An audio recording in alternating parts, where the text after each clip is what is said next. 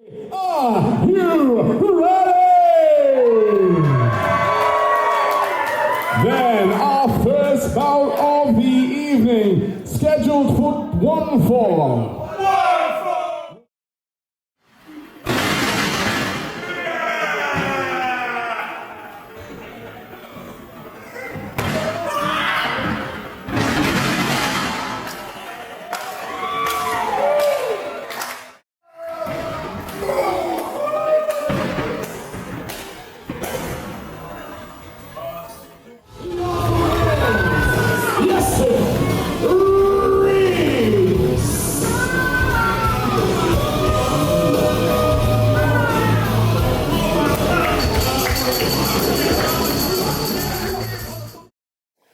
In 2014, I got an email from Leon White, also known as Big Van Vader, asking if we could do anything with him. Lo and behold, we didn't believe him, but we ended up doing the job, taking him on tour with us. It was an absolute mess. We lost a lot of money. However, it sort of introduced us to the business, I guess you can call it. Ultimately, that led to us doing things with Too Cool and Rikishi, which ended up being a 28-day tour around the UK, working with many wrestling promotions, some still around, some not so. Then in 2015, we did our first wrestling show in Walkabout in Cardiff. We sold, I think, just under 250 tickets, I think it was. It's a good show, really good. Lots of people that you would know that have been all over the place, done lots in the world of wrestling. And that's how we came to be.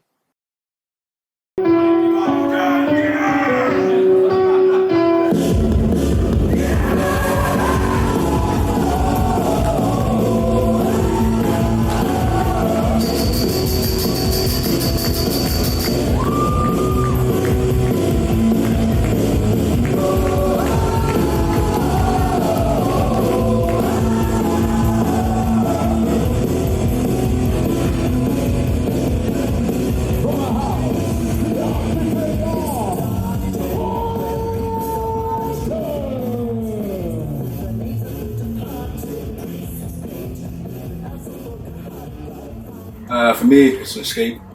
So I'm a very antisocial person, and when I found wrestling, it allowed me to become who I wanted to be, without any negativity. People judging me. Yeah, you get fans that criticise you, but that's just the game we play. But it opened me up with more self-confidence and allowed me to be me. So exposure is different because we're more family orientated in terms of what we do.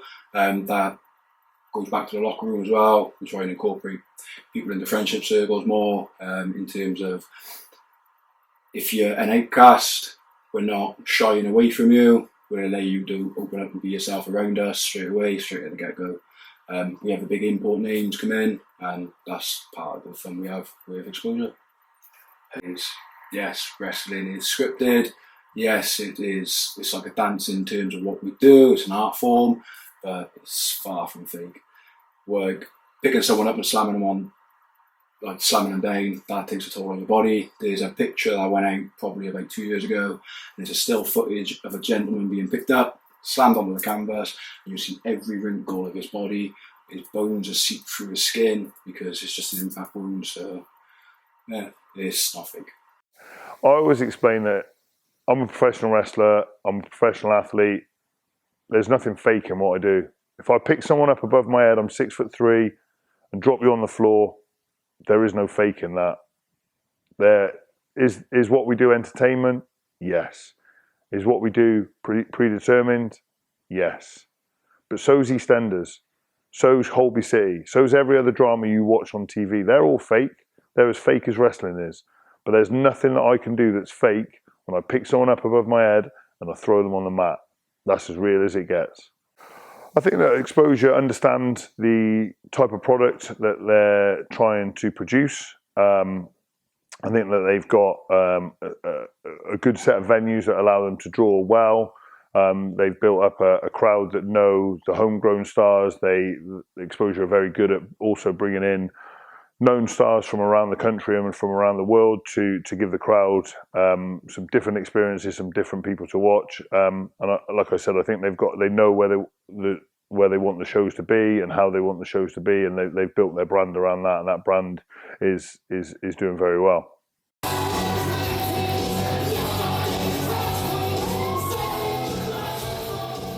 When I'm booking a show, I like stories. I like characters. I like people with personalities. I think a lot of what wrestling is today is flippy, storyless acrobatics. I feel like when you watch a wrestling show today, you're not as connected as you used to be. When I was younger, I was connected. I couldn't wait to tune in and see what Bret Hart was going to do with Shawn Michaels, or where they were going to go with the storyline. Whereas nowadays, I feel like you're just tuning in to see who's going to do the next extravagant flip. So for me personally, I feel like having a character development and storyline driven show is beneficial to having people come back and watch what we do and support us.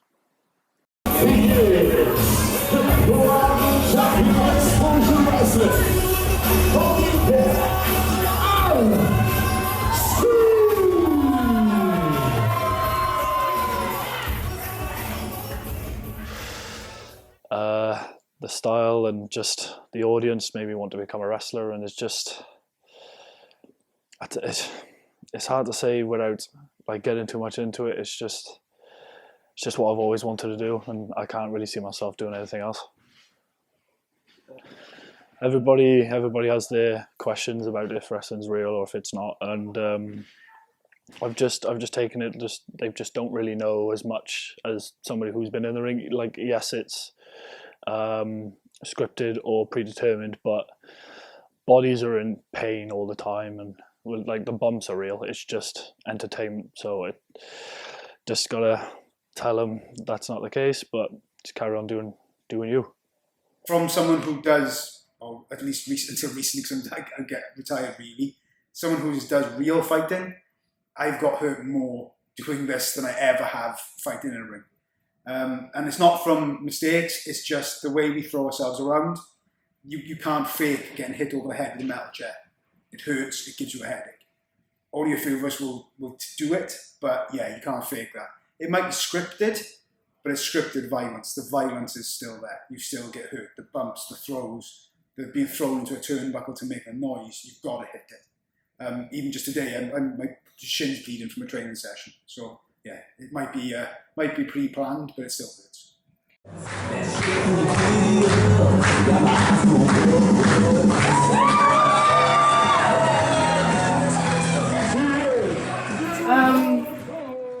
Wrestling's very important to me.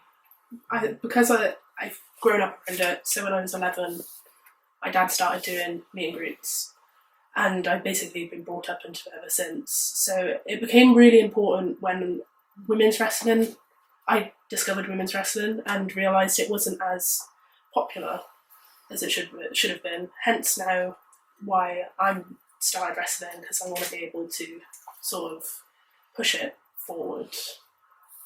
But I feel UK wrestling is more people are more interested. They relate to it and they just enjoy it more than other areas. Fire out. Is that what we just did? Too short. I can never remember it being easy. I find it harder than boxing. I got punched in the face in amateur boxing a lot, and this, hurts a lot more.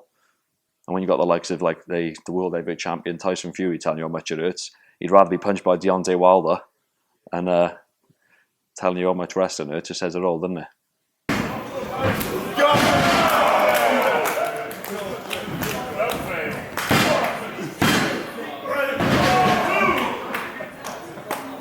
I see myself potentially still doing what I do. The dream for me is my little girl. So I started wrestling for myself, and that was my dream to do, was just to go out do what I do in front of my family, show them what I do, and then live on through what I do for myself. And then I had my little girl a year and a half ago, and for me, like she's why I do it now. So to be able to do this in 10 years' time, I think that's my dream. It's just to show her what I can do in the ring, and then once that happens, I'll probably call it a day.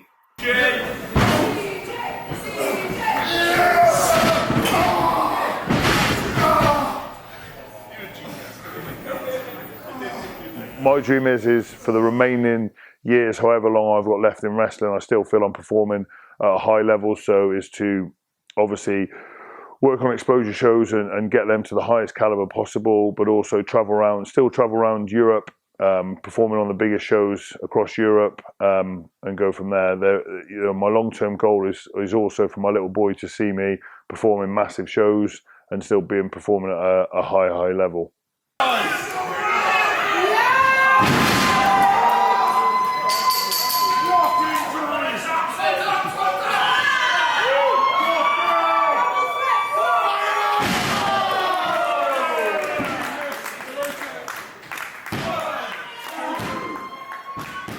The dream for me would either be WWE, of course, but I've always wanted to be IWGP champion, because it's been classed as the wrestler's belt. So I would like to win that and then come back here, as this is where I've got my break, and kind of give back to the people who gave me the opportunity to get where I'm at.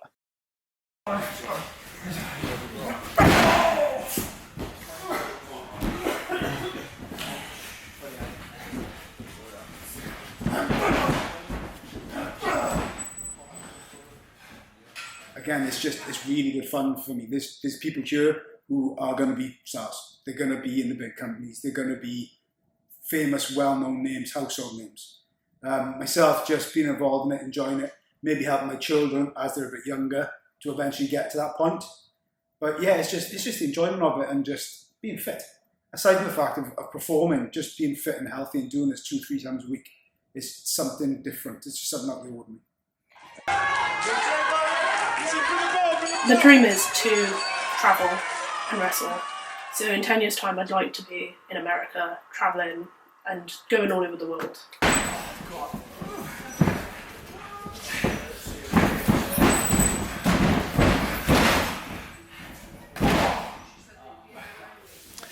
The creme de la creme is the WWE. I think every professional wrestler's dream is to get to the WWE. If it's not, then there's no point being here. But as I've got older, I've learned to take it day by day and not stress about it too much. Sometimes life does get in the way, but as long as I can take it day by day and enjoy every session when I'm here, who knows what the next 10 years brings? Who knows what tomorrow brings?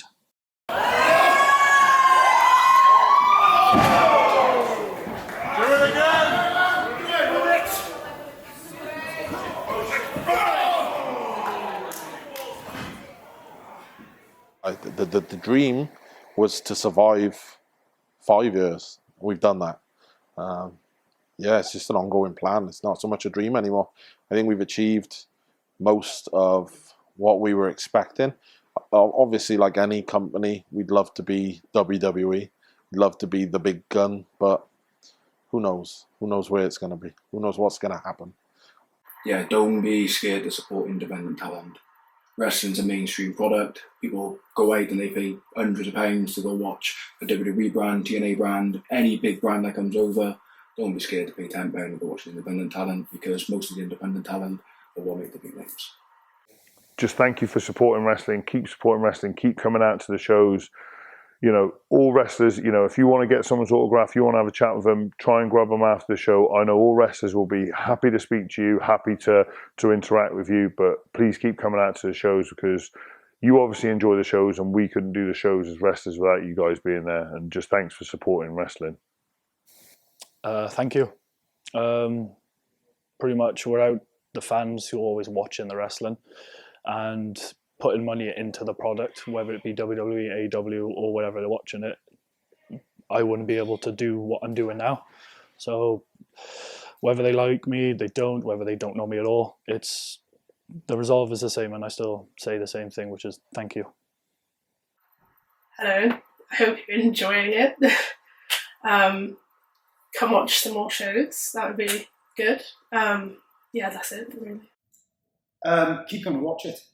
It's all well and good seeing the polished production of the billion dollar companies on TV, WWE, AEWs. Go to your local indie shows. It's being there and feeling the impact of some of these moves and seeing how the ring moves and the passion on the face of the people who are performing. It really makes you just love wrestling even more than you would just seeing it on the screen. You've got people who spend hours a week watching EastEnders, Coronation Street. Come and watch us do it. It's in your face, it's more realistic, and it's just more fun. If you've got any dreams, follow your dreams. Don't let anyone be a dream crusher, because at the end of the day, only you can decide your fate. And I think that at the end of the day, if you're into wrestling, it's your thing. Just keep loving it. That's what I did. I didn't let anyone derail me from my path of just watching it, never mind doing it. And then when I got to do it, it just made me think, I don't care what anyone thinks even more then. So yeah, I think it's just a learning process. To the older you get, if you're any young fans out there, just try not to listen to them and just follow your hearts, like I did. Yeah, I mean, obviously, we want to thank people who've supported us from the beginning, been with us, seen people come and go. Anybody that was involved, really, in producing or putting the show together, being a part of the show. The whole thing has been a journey where we've had a lot of people come in and out. And yeah, I'm just grateful for everything that everybody ever did and everybody was a part of.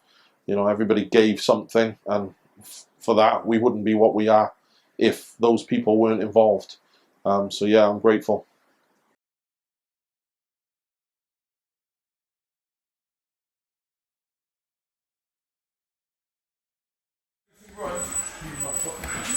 Bang, cut him down before he's done anything. So you've got to try and think about it. If it's real, you just punch you in the face, what are you going to do? So we'll go back to the chin up position, we'll start from the beginning.